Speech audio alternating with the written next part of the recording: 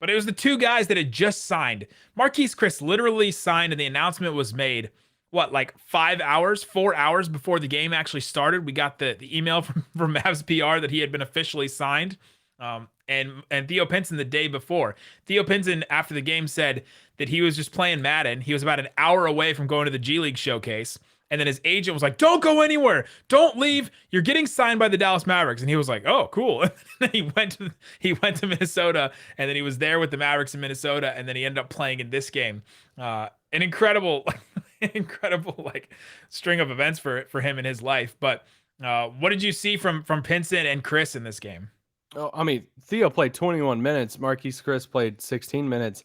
He was he joked about it after the game if he thought he was going to get this much run, and he was like, I mean, I thought I'd just get some little spurts here and there, but he got more run in this game, and I mean, it was a breath of fresh air, but like Theo brought for me. I watched a lot of Theo Pinson at UNC. Okay, so I love. Yeah, if you don't Theo know, Isaac Pinson. is a big UNC fan. He's been for his whole life, pretty much. Yeah, and just like watching him, I'm like, man, I miss watching you play basketball because he's fun. And he talked about after the game too about like not knowing the plays. Like some, He even didn't know some of anything. even the Mavs, talking post game. There was a handful of guys who talked post game, and they're just like, dude, I mean, just learning on the fly here. And Theo talking about, he's like, I'm trying to pick it up, with the other guys on the floor, the other teammates and stuff.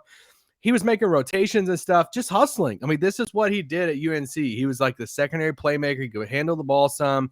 Wasn't going to be a sniper from the outside, but kind of a do-it-all energy type of guy. And that's what he did tonight. I mean, what he finished tonight with 7 points, 4 steals, 3 assists, 4 rebounds. That's a do-it-all type of stat line off the bench. And I mean, I know the fun part about being a fan is when you see these guys first game, it's like, oh my gosh, start them. Like, we got to do it. Like, this is so much fun. Shoot Sterling Brown into the sun. That's like what a bunch of people were saying today. I thought was funny.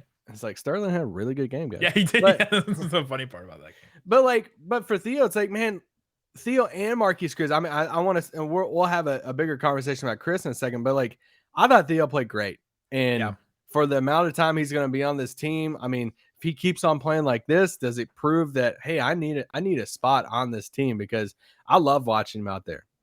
Absolutely. And the thing to me that stuck out a lot was the ball handling a little bit, because he could take the ball up, and it was like, oh, somebody else that can handle the ball besides Brunson and maybe Frank sometimes. Like, oh my God, somebody else that can handle the ball.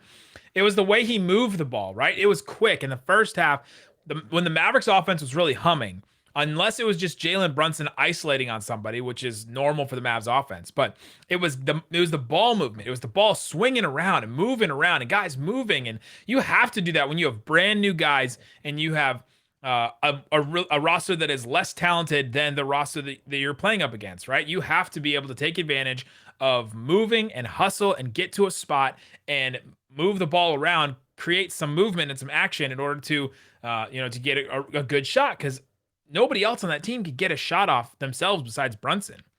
And with Luka, it's such a safety net for guys that they just like stick around and stay in one spot.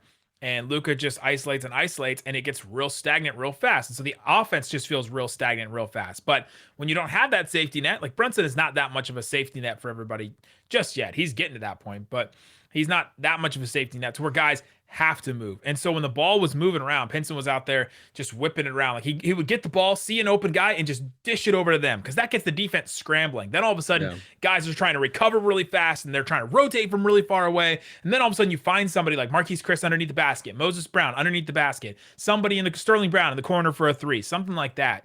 And I thought that that's what really stood out about Pinson's game, is his ability to just, okay, I'm gonna make the right pass and make it quick and make it really decisive. And he made, wait for it, a good pass in transition. Wow. We don't that play from him to Dorian Finney-Smith was like, yes, please, just somebody do that, make that pass. We haven't seen anybody make that pass all year, I don't think. No, the Mavs are never in transition. They're never in the fast break, but in this game they were, because they had a bunch of wings out there. They had Theo Pinson, they had Sterling Brown, they had Dorian Finney-Smith, Frank Ntilikina. Like, they had a bunch of wings out there that were kind of flying around and were able to rotate and able to get to spots. So their defense was picked up a little bit. All that stuff I just said about offense is the same for the defense too. and it was working for him in this game. Well, yeah, and just a reminder, this was the starters tonight: Jalen Brunson, Frank Ntilikina, Sterling Brown, Dorian Finney-Smith, Dwight Powell. I mean, that's your starting. That's your first 5 on the floor for the Mavs tonight. It was those 5 guys. That was what Jason Kidd thought was the best shot for this team to beat the other team. Yeah, and they did. I want to, speaking of Jason Kidd, let's transition to Marquese Chriss. I thought this was one of the best Jason Kidd moments so far in the Mavericks era. Me too. In the sense of this dude made a call of Marquese Chriss is just signed. We know everything about Dwight Powell. Yeah, like the Dwight Powell thing. Dwight, a vet on this team.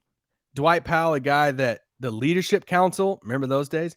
Yep. Elected to start, alongside KP. The leadership council wasn't at the game.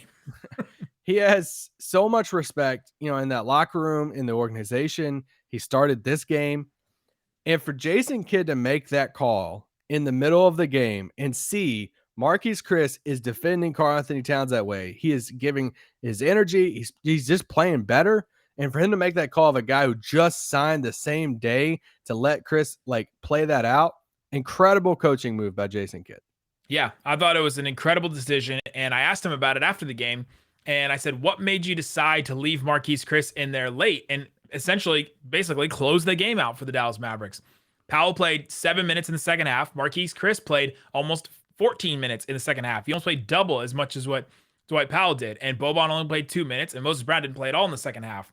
And so I asked Kidd about it. I said, what made you decide to do that? Specifically because Chriss was the one guarding Karl-Anthony Towns. And Towns went 1 of 4 from the field in the fourth quarter. And that one shot he hit was that leaning in the corner, weird 3-point shot at the end of the shot clock that was just basically a prayer of a 3.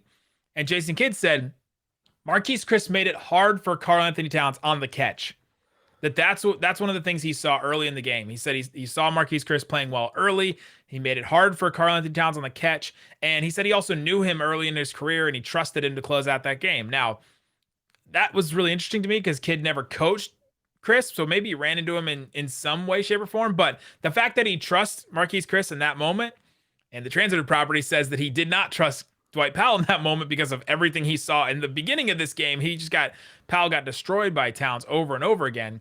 Marquese Chriss did make it hard for Towns to catch the ball, to get entry passes, to get the ball in spots that he really liked it because he's a little bit more athletic. He's a little bit bigger. He was working harder because honestly, he was out there working for his playing for his NBA career, basically. Yeah. Him and Pinson. That's the thing that really sticks out about those two guys. They're going at it hard because they may only have 10 days to prove to the Mavericks that they should stick around for the rest of the team, or prove to the rest of or prove to the rest of the league that they should stick around and get another shot somewhere else. So these guys are going to play harder, and it's just the nature of the game. They don't have long-term contracts, but to keep Marquese Chriss in the game was the right decision, and it was a real ballsy one too.